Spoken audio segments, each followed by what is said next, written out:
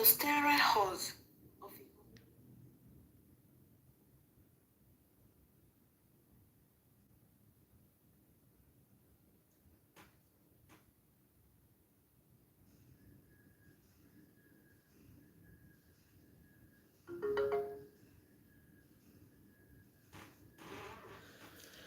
Hello guys.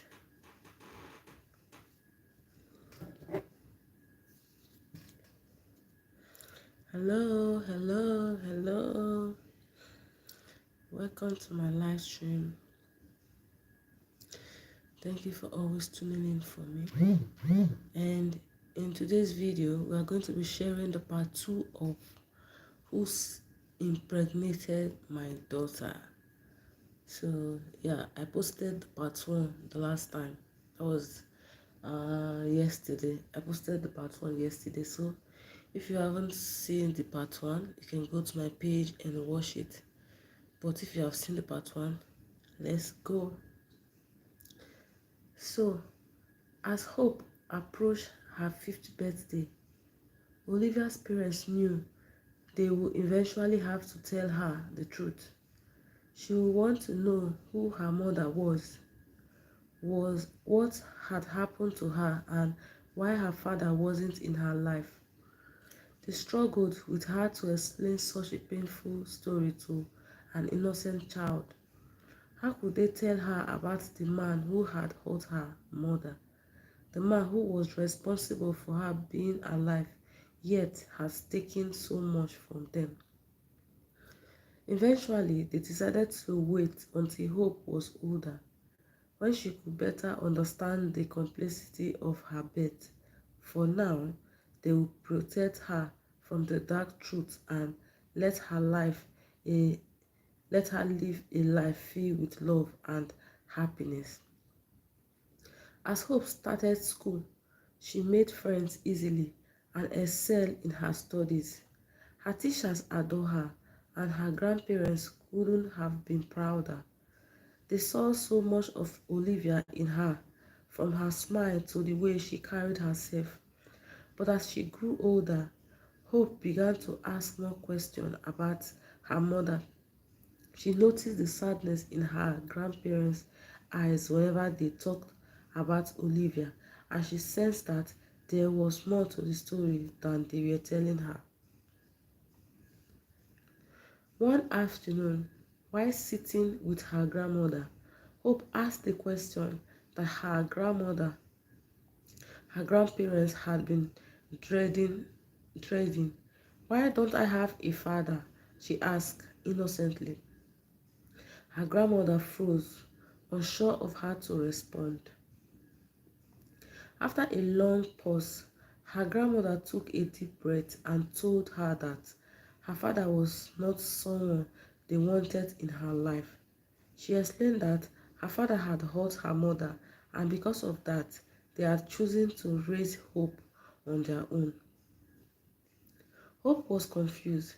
She didn't understand how someone could hurt her mother, and she had so many more questions.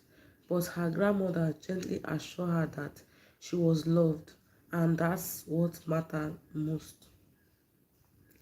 As years went by, Hope slowly learned more about her mother's life and the tragic events that had led to her death.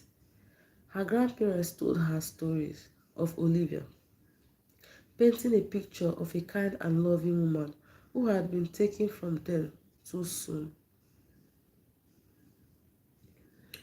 By the time Hope turned 12, she had pieced together most of the truth.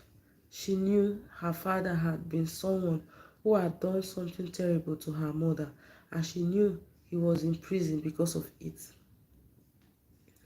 Hope struggled with the knowledge that her existence was the result of such a horrible crime. She loved her grandparents deeply, but she couldn't shake the feelings of being different, of carrying a burden she hadn't asked for. One day, while cleaning out the attic, Hope found a box of her mother's belongings. Inside, she discovered letters, photographs, and journals that Olivia had kept before the incident. Reading through them, Hope felt a connection to the mother she had never met. The journals were filled with Olivia's hope and dreams. For the future, she had been a vibrant young woman with so much life ahead of her. Hope could see the love her mother had for her father, for her family, and it broke her heart to know that Olivia had never gotten the chance to live those dreams. Hope spent hours reading through the journals, feeling closer to her mother than ever before. She wished she could have met her, could have had the chance to hear her voice and feel her embrace. As Hope grew older, she began to feel a desire to confront her father, the man who had caused so much pain. She wanted answer, closure, and a way to understand the part of her life that had always been shrouded in darkness. Her grandparents were hesitant when Hope first mentioned wanting to visit Samuel. They couldn't imagine facing him again after everything he had done, but they understood Hope's need for closure. After many discussions, they reluctantly agreed to help Hope arrange a visit to the prison. They warned her that it might not give her the answers she was looking for, but Hope was determined. The day of the visit arrived, and Hope, now 17, walked into the prison with a mixture of nerves and anticipation. She had rehearsed what she could say 1,000 times, but now that the moment was here, she wasn't sure if she could go through with it. Samuel, older and more broken than she had imagined, sat across from her in the visitor's room. His once vibrant eyes were dull, his face marked by years of guilt and regret.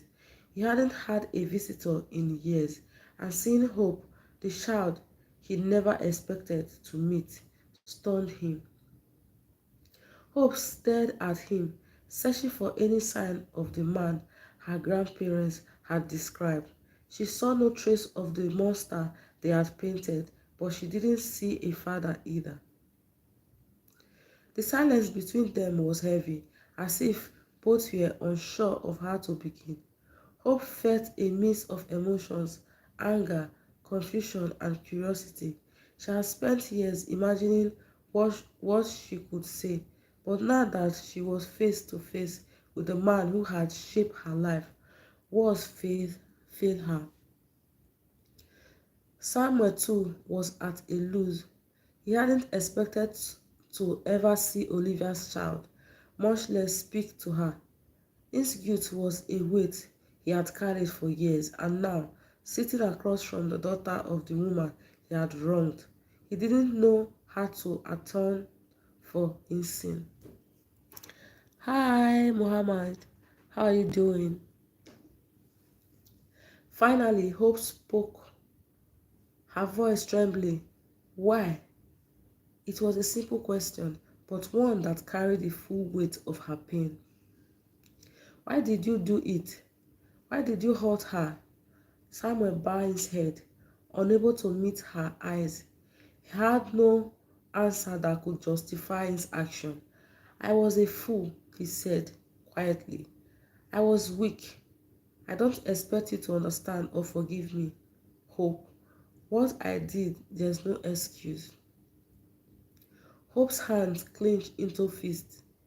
You ruined her life. You ruined mine. Do you even care about that? Samuel looked up, his eyes filled with regret. I care. I think about it every single day. I don't expect forgiveness, but I do care, more than you will ever know. Hope stared at him, trying to process the conflicting emotion swelling inside her. She had expected to feel hated, to leave the prison with closure, but now all she felt was sadness, a deep of aching sadness for what had been lost. She died, Hope said, her voice cracking. Because of you, she is dead, and I never got to know her. Samuel's face contorted with grief. He had known Olivia had passed away, but hearing it from Hope made the loss feel fresh again. I am sorry, he whispered. I wish I could take it all back. I wish I could change what I did. The sincerity in his voice was undeniable, but it didn't erase the pain Hope felt, tears welling up in her eyes. Sorry isn't enough. It never be enough. Samuel nodded, understanding there was nothing he could say to make things right. I know, I know it won't. For a long time, neither of them spoke. The silence was suffocating, filled with all the things that could be said. Finally, Hope stood up, wiping her tears. I don't know why I came here. Maybe I thought seeing you would help me understand, but I don't think I ever will. Samuel watched her, knowing this would likely be the last time he would see her. I am sorry, Hope, for everything. Hope looked at him one last time, her expression a mixture of pity and anger. You should be, she said before turning and walking out of the room, leaving Samuel alone once more. As she left the prison, Hope felt a strange sense of relief. She hadn't found the answer she was looking for, but confronting Samuel had given her some sense of closure. She had faced the man who had taken so much from her, and now she could move forward. Her grandparents were waiting for her outside, their face filled with concern. Are you okay? Her grandmother asked, wrapping her arms around her. Hope nodded. I am okay. I just needed to see him for myself.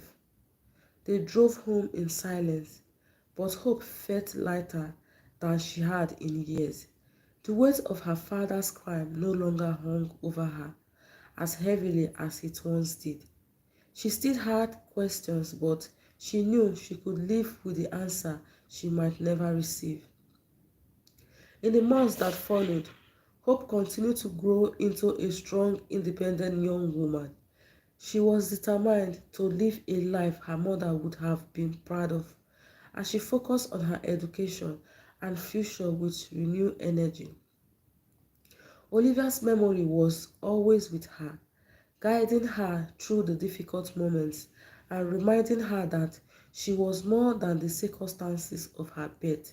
She was her own person and she had the power to shape her future. Her grandparents continued to support her, always there to remind her of the love that surrounded her. They had lost so much, but in hope, they found a reason to keep going, to believe that something good could come from tragedy. As Hope prepared to graduate high school, she reflected on the journey that had brought her to this point. She had faced more challenges than most people her age, but she had emerged stronger because of them. On the day of her graduation, she stood before her classmates, delivering a speech that left everyone in awe. She spoke about resilience, about the importance of holding on to hope even in the darkest time. I am standing here today because I never gave up, she said. Even when life threw the hardest challenges at me, I held on to the belief that I could make it through, and I did. Her grandparents sat in the audience, tears in their eyes as they watched Hope speak. They were so proud of the woman she had become, the strength she had shown in the face of unimaginable hardship. After the ceremony, Hope hugged her grandparents tightly. Thank you, she whispered, for everything. Her grandmother kissed her forehead. We are so proud of you, Hope. Your mother will be too. Hope smiled, feeling a sense of peace she hadn't known before. She had come a long way from the confused little girl who didn't understand why her life was different. Now she knew her path, and she was ready to face the future with strength and determination. As she looked at the crowd of people celebrating their achievement, Hope felt a deep sense of gratitude. She had overcome so much, and she knew that no matter what life threw at her next, she would face it head on. Hope's journey was far from over, but she knew one thing for certain: she was in control of her life, own story now, and she would write it with love, courage, and a spirit that could never be broken. So we have come to the end of this story. This one is the part 2 of my previous story, Who Impregnated My Daughter. It's on my page. If you have not seen the part 1 of this story, you can check it out on my page. And thank you so much for watching. I love you. Mwah, mwah, mwah, mwah, mwah. Thank you. Good night. Bye.